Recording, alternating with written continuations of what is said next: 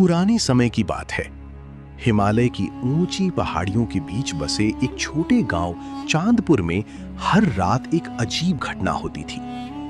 आधी रात को पहाड़ों से बांसुरी की मीठी आवाज आती, लेकिन जिसने भी उस आवाज का पीछा किया वो कभी वापस नहीं लौटा।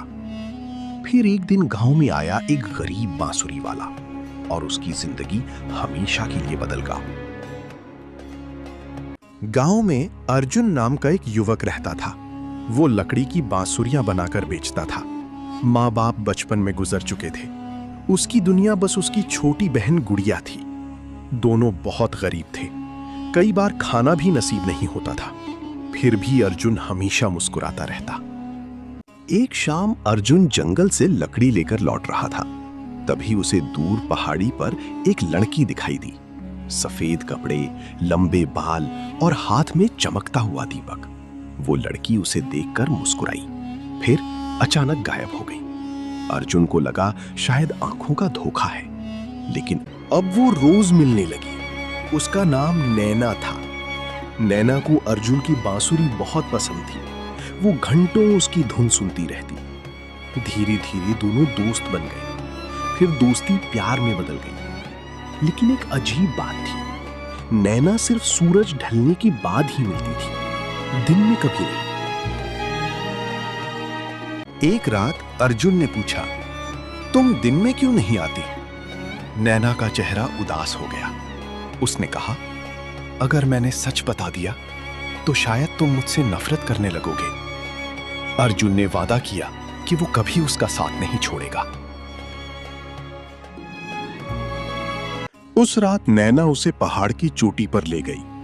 वहां एक पुराना टूटा हुआ मंदिर था। नैना की आंखों से आंसू बहने लगे।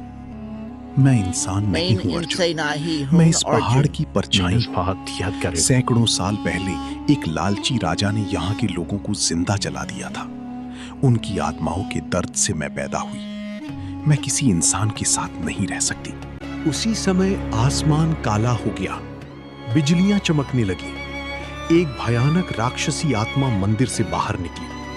वो नैना को अपने साथ ले जाना चाहती थी, क्योंकि नैना उसी शाप का हिस्सा थी। राक्षस बोला, अगर नैना को बचाना है तो तुम्हें अपनी सबसे प्यारी चीज त्यागनी होगी। अर्जुन समझ गया। उसकी सबसे प्यारी चीज उसकी बांसुरी थी। वही उसकी पहचान थी। वही उसकी रोजी रोटी थी। उसने बिना सोचे अपनी बांसुरी आग में फेंक दी। जैसे ही बांसुरी जली, सारा शाप टूट गया। राक्षस गायब हो गया। पहाड़ों में कैद सारी आत्माएं मुक्त हो गईं। लेकिन नैना भी धीरे धीरे हवा में घुलने लगी। अर्जुन रोते हुए बोला, मुझे छोड़कर मत जाओ। नैना मुस्कुराई। सच्चा प्यार हमेशा साथ नहीं रहता। कभी कभी वो सिर्फ जिंदगी बदल देता है। और वो हमेशा के लिए गायब हो गई।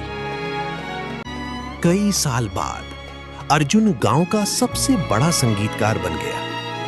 लेकिन आज भी जब पहाड़ों पर ठंडी हवा चलती है तो कहीं दूर से बांसुरी की वही धुन सुनाई देती है। गांव वाले कहते हैं, नैना आज भी उसे सुनने आती है। समाप्त।